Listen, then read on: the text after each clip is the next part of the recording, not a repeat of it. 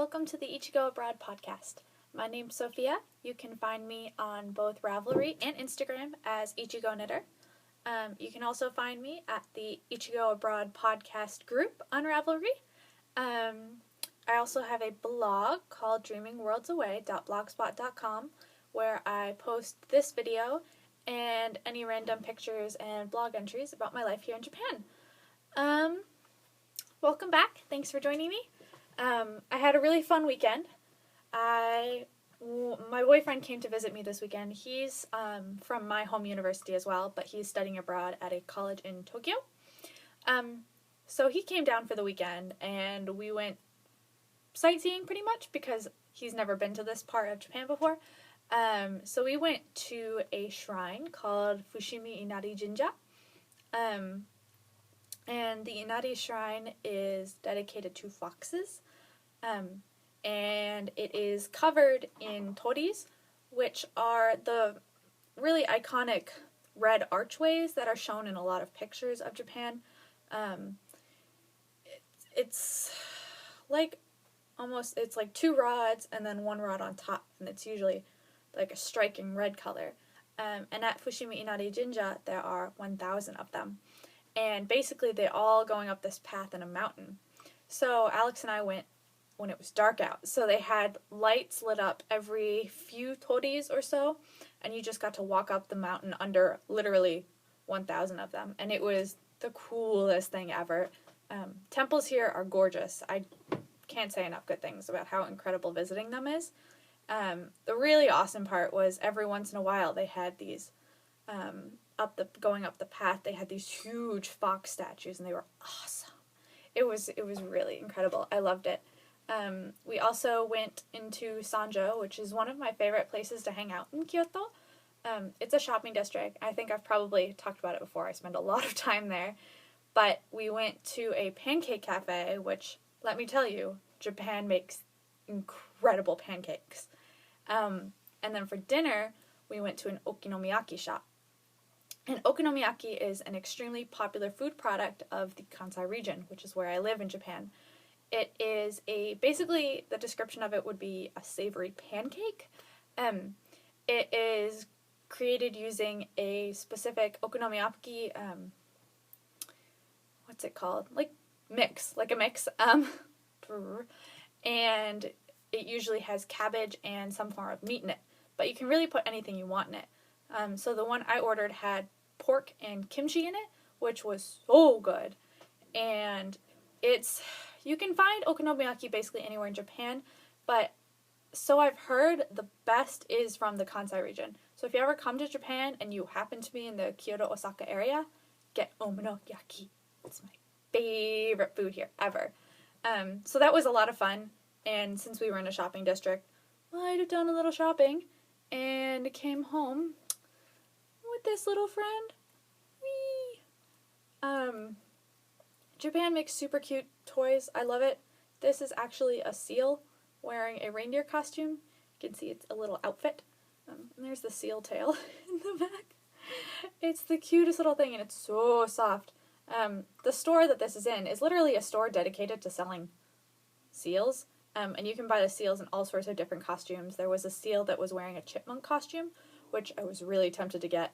And they have them in little train uniforms and in little rice ball uniforms. And they're super precious, so I had to get one. And, of course, here in Japan, it's full-on Christmas mode. Holiday of Halloween, it's a really weird way to say that, Halloween is over. And I'm used to having Thanksgiving back home in America, but obviously no Thanksgiving here, so it's full-on right into Christmas mode. So there's lots of Christmas products, like this little reindeer seal, lots of Christmas-flavored drinks everywhere and anywhere. Starbucks is in full-on Christmas mode. They are playing Christmas music all the time in Starbucks, and they have all of their Christmas-flavored, holiday-flavored drinks. Gingerbread latte, cranberry white mocha, maple snow latte. It's like maple snow toffee latte. Really good. I may or may not have tried all of them this weekend. No big deal. So that's really fun. The decorations are up. Everything is like, I really like holidays, so I get really excited when there's holiday things. I know most people are like, no, it's only November. But I'm like, okay. I'm like a 5-year-old deep down inside, so whatever, no big deal. But it was a great weekend. I had a lot of fun. I didn't do much knitting recently, but, I did, but there's a reason why I don't have much progress, so I'll tell you guys about that. First, I am still plugging away at my stuffy. However, I only have, excuse the mess. Alright. Too many yarns. I have the feet. And as you can probably tell, the gray foot is smaller than the blue foot. They're both bulky weight yarns, but because they're different, they're not the same yarn company, they're came out a different size, which is fine by me because I'm kind of just making this little guy a little like scrappy monster, so he's going to be like cute and colorful, and different sizes works for me. And I've also got the fingers all ready to go. They don't look like much because they're not actually on the hands yet. And then I started hand number 1. So I'm alternating the colors for the limbs, so one hand is going to be gray and one hand is going to be blue, and they're going to be on the opposite sides of the body that these limbs are. So there's going to be a blue hand over here and a gray hand over here. And then the body itself is going to be in the blue color, because I think I have more blue. I've got like lots of blue, and then the gray I only have this much left of, so I figure I'll get a lot more out of this. So that's coming along. I really love it. I haven't made a stuffy since I came to Japan, and I kind of forget sometimes how much I love making them. They're so much fun. Let's see. And then onto my tale of woe. I am knitting the, let's see. I don't think I mentioned that stuffy I'm making is the Wild Thing by Susan Claudino. Her designs are incredibly adorable. I highly suggest checking them out. I have a mess in my bag. I have like my knitting bag here, and it's just an explosion of things. So I am knitting the Happy Mountain Crown hat, designed by one of the 2 Stockinette zombies, Amy, who's J Knitma. I believe she designed this pattern for their zombie birthday kits this year, and they're doing a November-December knit-along, and it's a gift-along where you can knit a gift for someone else or a gift for you. And I was like, give myself the gift of a hat. So I'm just using the leftover Dancing Dog Dyeworks that I made my socks with, because for whatever reason I never make my socks very big, and I ended up with all this yarn left. So I'm going to go put it to good use. But I have this pile of madness here. Why do I have this pile of madness here? Well, I had the cuff totally finished yesterday, and I was like, yeah, awesome, onto the pattern. And so there was like a setup row for the pattern, and I decided to watch a movie while I did that. Not the smartest idea. I was watching my movie and doing my knitting, and then I kind of paused, and I looked down at the pattern, and I looked at my knitting, and I started questioning if I was doing the right thing. Like, it was like a repeat of certain patterns, stitches, and I was like starting to question myself. I shouldn't question myself, because once I start questioning myself, things go downhill fast. And so I was looking at it, and I was like, am I sure I did that right? And I was like, no, maybe I did that right. And I kept going. And then I was like, no, I didn't do that right. So I was like picking backwards to go back to where I should have been and gone and do it right again. And then I realized stitches were getting dropped and everything was becoming madness. And I just pulled the needles out and I was like, all right, I'm just going to rip back a row and see what happens. Unfortunately, I'm not very good at the whole ripping back thing, particularly on tiny needles and fingering weight yarn. So I was like, no, forget this. I stuck it back in my bag and I was like, I'll deal with it tomorrow. And so here came today. And I was sitting down with a latte at the coffee shop on campus. And I was like, no, I'm going to do this. It's okay. And so I'm sitting there with my tiny needles and my tiny yarn, trying to pick up very tiny stitches, because unfortunately I am a very tight knitter, and it wasn't working. And more stitches were dropping, and they were dropping like down and down and down, and I was like, no. So I had to do the very painful thing of completely frogging it and winding it all back up into whatever this is. And so this morning I had to recast on, and now I am halfway through the brim a second time. Yeah. I did, however, have a lot of knitting time today because 2 of my classes were nothing but films, and each class is an hour and a half, so that was 3 hours of films. And mind you, I'm hoping there's no mistakes, but there might be, because knitting in the dark on dark yarn is very hard. So, who knows? But I'm gonna give it my best. And, you know, as long as there's not anything significantly wrong, I'm going to keep going. Fingers crossed. So that was my knitting adventure. It was quite tragic this morning as I was sitting there, like, drinking my latte, slowly forcing myself with imaginary tears to write back on this. But sometimes it can't be helped, especially when you're as dumb as me and you're sitting there watching a movie and you're completely distracted by the movie and you're just like, do-do-do, and then you're like, didn't do that right. Yeah, so that was my interesting adventure, to say the least. I've got my geology shawl on and I love it. I think I realized I was being kind of a derp. I think I might have said that this was designed by Boho Knits. If I did, I'm sorry.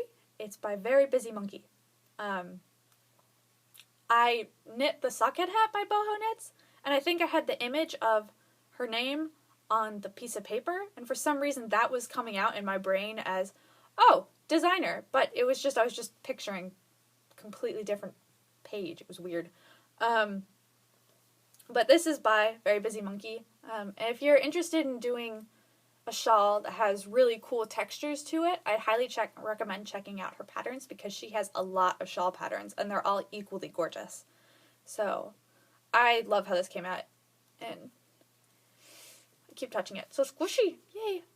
Speaking of patterns, I this past week released my first pattern, yay! I decided to call it Pathway Home, and this is what it looks like. It just has a seed stitch running up the front here, and a little button for an accent. Stick it on. It is a slouchy hat knit out of bulky weight yarn. See how that looks? And it's just a free pattern, because I've never written a pattern before, and I just kind of made it up on a whim because I was avoiding midterms. And yeah, so it's up on Ravelry now, totally free. I hope you guys like it. I'm excited with how it came out, just because I didn't think I could make a pattern. But, oof, now my hair's going to be a mess. But yeah, it's called Pathway Home, and it's on my Ravelry page. And again, completely free. I hope you guys like it. So I wanted to talk to you guys a little bit about a couple things Japanese, because that's where I am. First of all, I know I've spoken, I can't speak English anymore. I've spoken before about Japanese manga and how I think they're a really great way for people who are interested in practicing their Japanese reading skills.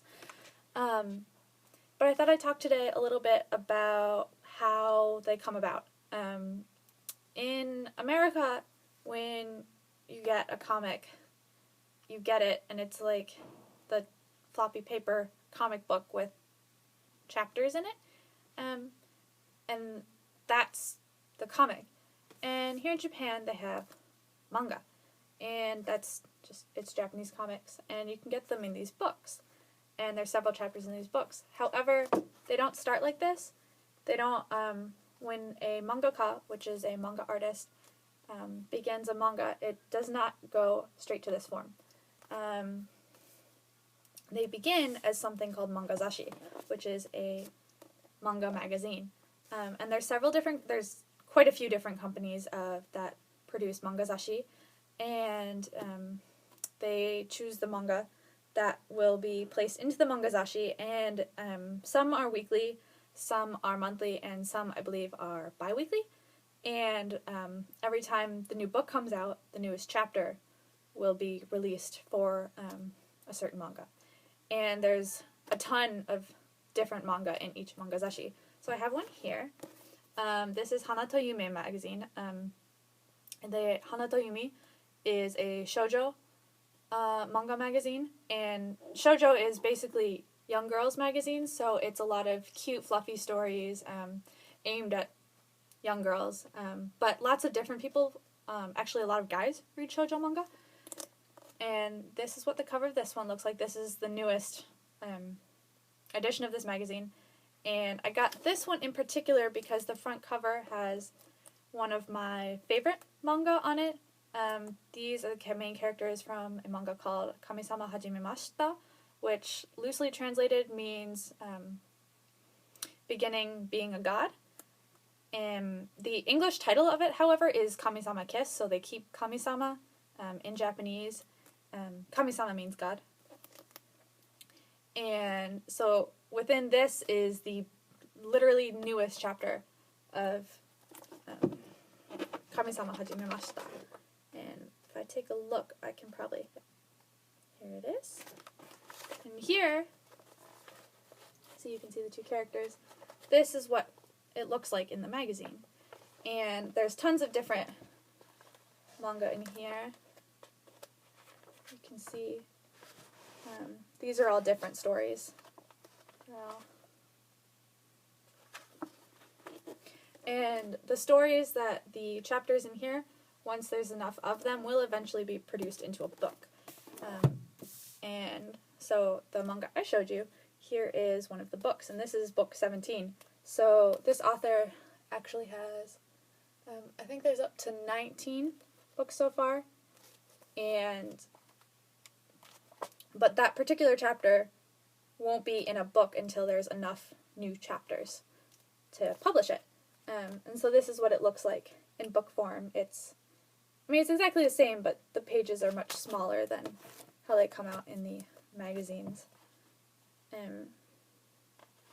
So I personally think it's a really interesting business how they do it, coming out in manga magazines, the mangazashi first, and then coming out with the books. I find the books more kind of like special and collectible because they're books, and a lot of people here, what they do is they will buy the magazine, read all the newest chapters of their manga, and then toss it.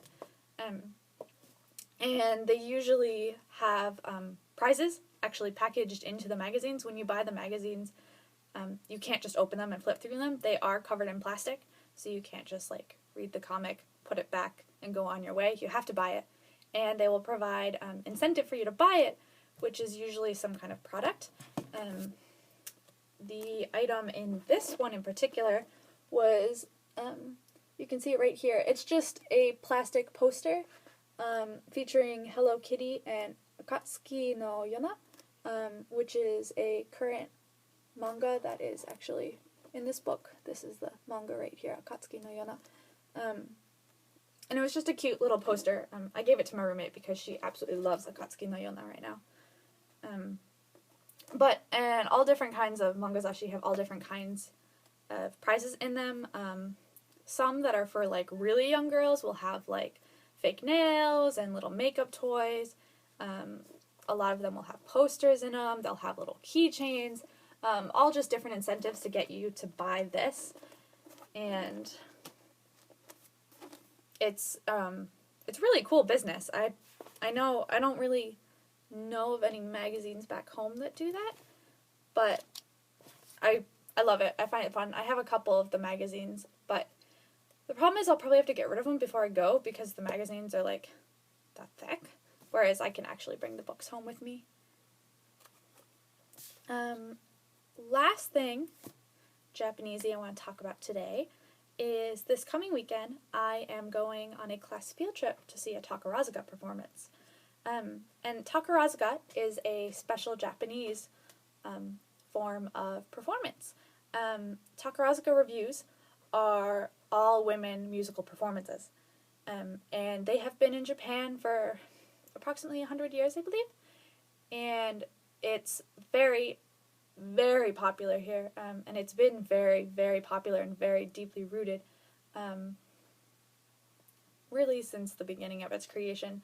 And most of the following of Takarazuka is women, and they're very passionate followers. The premise of Takarazuka, since it is all women musicals, performances, the women play both the female and the male roles. Now, the male roles, if you are a male actor, you are always a male actor. So every role you play is going to be that of a man. And if you're a female actor, you're going to always play the female parts. And there's usually always one male actor that is chosen as the big star. And that's like the number one player for 2 years. And after 2 years, that person has to retire from Takarazuka. But for that 2 years, they live in literally the glamour spotlight. Fans will literally bring presents and letters and screaming their name and kind of worshiping them. It's a very, very passionate fan base for Takarazuka, which is part of what my professor was telling us to look out for when we go. It's a really cool experience to see all of the fans. They have fan clubs, and when they go to the performances, they'll all be together. They'll be painting their faces. There's places where you can dress up like the characters. It's a very huge, powerful, passionate fan base. And Takarazuka itself is really gorgeous clothes, incredible music, very powerful performance. And it's Takarazuka itself is unique to Japan. And just the style of this particular type of female-only musical troupe is Takarazuka. I'll probably be able to explain it better after I actually seen it. I watched a documentary on it in class, but I think I'll probably be able to give you a better description than what I'm giving now once we see it. But I do have a poster for the performance we're going to see. And this is the performance. So as you can see here, I'm assuming this is the main character. It says Gustav Usanse, which is Gustav III. So this is a historical musical, and I'm assuming that's Gustav. But as you can see, that's one of the male actors. And back here you can see a couple more of the male actors, and these are the female actors. And they have very noticeable makeup, which is an intricate part of Takarazuka is their very intense makeup. I don't know. It's the very heavy eyeliner and the very intricate clothing. There's a better one on the back. Alright. You can see the hair and the makeup and the costumes are very intense. So I'm very excited about it. Now, I think this performance is called Once Upon a Midnight Sun or something along those lines. I don't remember. My professor told us what it was. I can't read all of those kanji. That's the kanji for yoru. And I'm pretty sure that's the kanji for white, but I don't think it comes out reading that way in this sentence. But I'm really excited, and I can't wait to tell you guys about it after I see it. And I'm going to see that on Saturday. Yay! So that'll be really cool. I've really wanted to see a Takarazuka performance. I like being able to do these kind of once-in-a-lifetime experiences, especially because Takarazuka is apparently next to impossible to go to see. The school actually had to get our tickets for us because unless you're instantly there, you cannot get Takarazuka tickets. It's that's how popular it is. So this is actually really exciting for me. But yeah, so that's about all this week. I did write my essay yesterday. The essay I was supposed to write last week that was due on Friday, our professor was like, you can have till Tuesday. And I was like, great, gonna write it Monday night. So I did. Whatever. So that's about it for this week. Yeah, I feel like I've said a lot. I'm sorry about that. There I go again. Okay. Well, I hope you guys have a wonderful week, fantastic knitting, and I'll talk to you guys next week. Bye!